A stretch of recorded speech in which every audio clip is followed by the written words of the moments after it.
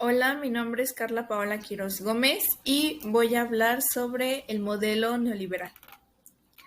Bueno, pues como puntos importantes podemos definir el neoliberalismo como el conjunto de ideas políticas y económicas capitalistas, que define la no participación del Estado en la economía, dejando por fuera cualquier injerencia gubernamental, fomentando así la producción privada con capital único sin subsidio del gobierno. Esto quiere decir que el Estado se deslinda totalmente de la comunidad.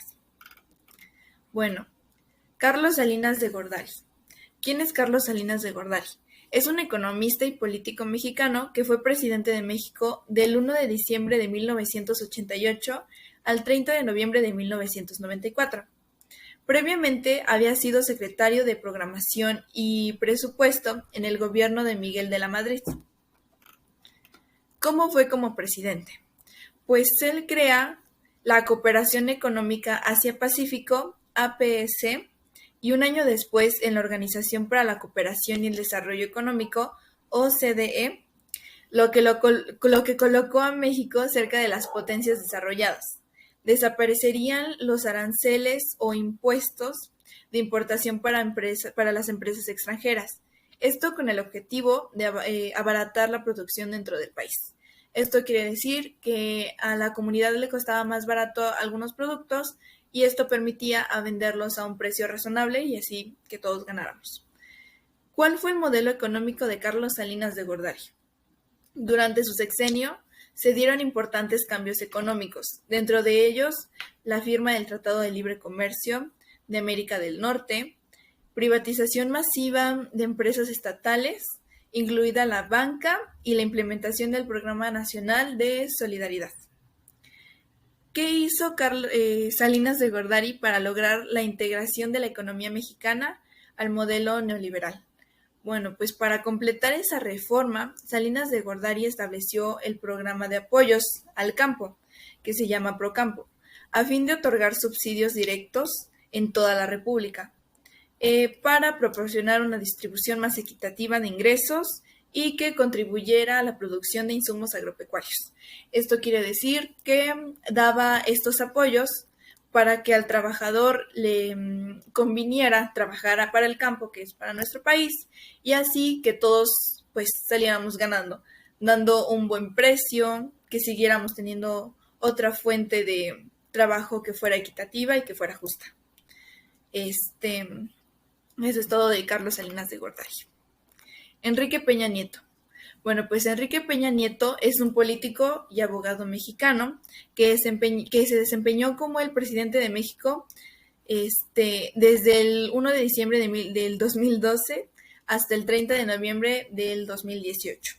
Es abogado por la Universidad Panamericana y maestro en Administración de Empresas por el Instituto Tecnológico y de Estudios Superiores de Monterrey. ¿Cómo se desempeñó como presidente?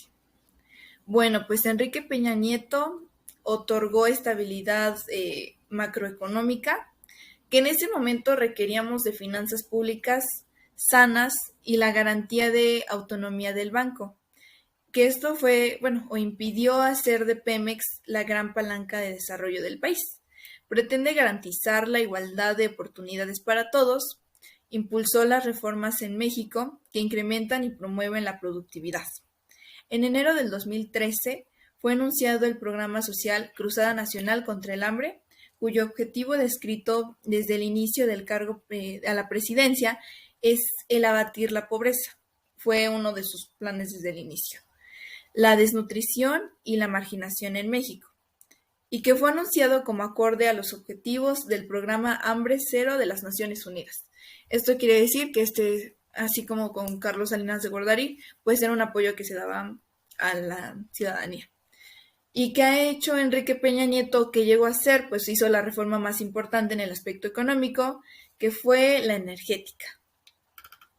Y pues como conclusión, es una época en la que se realizan importantes avances científicos y técnicos. Ernesto Zedillo apoyó las medidas de reforma económica, entre ellas la privatización de empresas públicas y la reducción de aranceles comerciales. con otros países con la ayuda de organizaciones internacionales y de otros países, proporcionó un alivio inmediato a los mercados financieros y al gobierno, ya que en el gobierno de Cedillo ideó el Fondo Bancario de la Protección al Ahorro para apoyar a la banca nacional contra los deudores. Ernesto Cedillo resolvió el problema por medio de dos préstamos, hechos por Estados Unidos para México, por un total de $20,000, logrando que el resto del sexenio de Cedillo vio una recuperación de empleo y una sana administración de la economía mexicana, al parecer por los cambios en el sistema económico que permitieron la estabilidad económica relativa en el sexenio siguiente. ¿Cuáles fueron algunas de sus aportaciones negativas?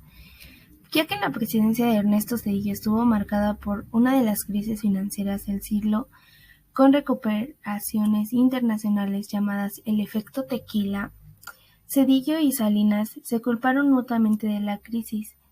Por la libre flotación causó una fuga masiva de divisas ante la situación política del país, además del levantamiento del ejército zapanista, la liberación nacional, asesinato de Colosio, problemas financieros y muchas cosas más. El precio del dólar incrementó cerca del 114%, de 380 a 8.70. Entre diciembre de 1994 a marzo de 1995, el punto más álgido de la crisis, inmediatamente causados por quiebras de miles de compañías, desempleo y muchos deudores se vieron impedidos de pagar sus deudas. Felipe Calderón Hinojosa, perteneciente al Partido Acción Nacional PAN, fue elegido por el 0.56%, a diferencia de AMLO. Tiene una lucha intensa contra el narcotráfico e intentará contrarrestar los efectos de la gran recesión. Como primer característica de su política social en la presidencia es que garantiza la educación gratis a niños de 6 a 11 años, como todos los presidentes, debido a que pues en México existía mucho analfabetismo y como todos los presidentes pues estaban preocupados por esta situación. Como segunda característica, el seguro popular, sanidad pública universal. Como tercera característica, infraestructuras sanitarias y reducción de costes. ¿Qué quiere decir esto? Que él hace que los servicios como, la compra de medicamentos, por ejemplo, sea más barata, entonces ahí es donde entra la reducción de costes. Y como cuarta característica dentro de la política social entra la concienciación sobre el medio ambiente y la deforestación. ¿Qué quiere decir con esto?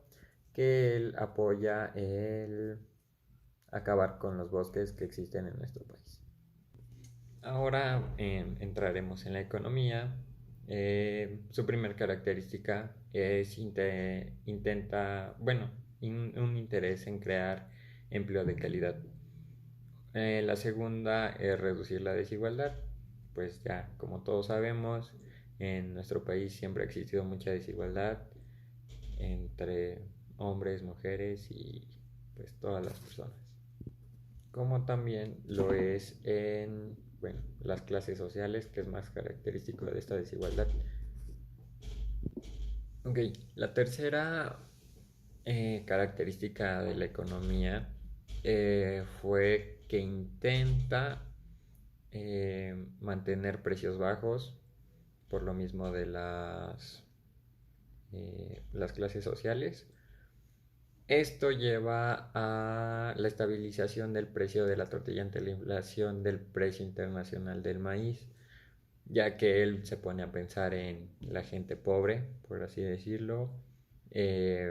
Busca que pues mínimo la gente con bajos recursos pues pueda comer al menos una tortilla.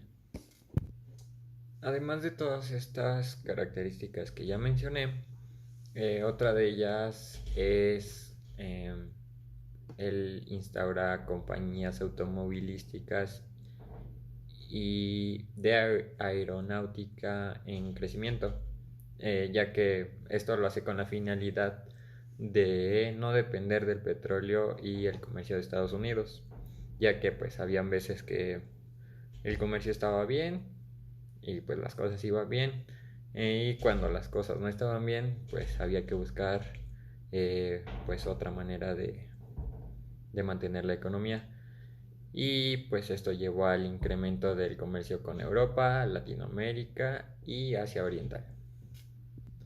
Ahora entraremos con el empleo. Pues esto es muy indispensable para cualquier país, pero más en esta etapa debido a la recesión que estaba ocurriendo. Bueno, como primer característica, él crea el programa de primer empleo para incentivar la contratación de jóvenes. Pues, ¿qué pasa aquí?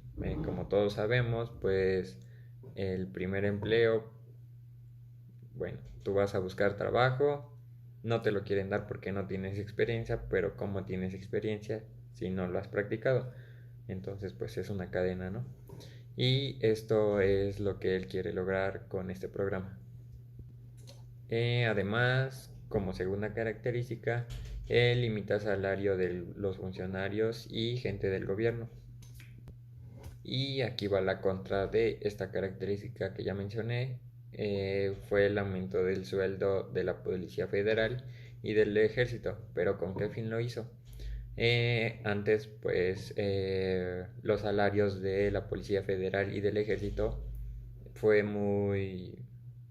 Era un salario miserable, así que él propone, más bien, lo hace, subir los sueldos de ellos para que así, ahí entra su lucha contra el narcotráfico, él pague bien a ellos, a la policía y al ejército, y no sea tan fácil que el narco pueda contratar gente de la policía o del ejército para poder ellos trabajar.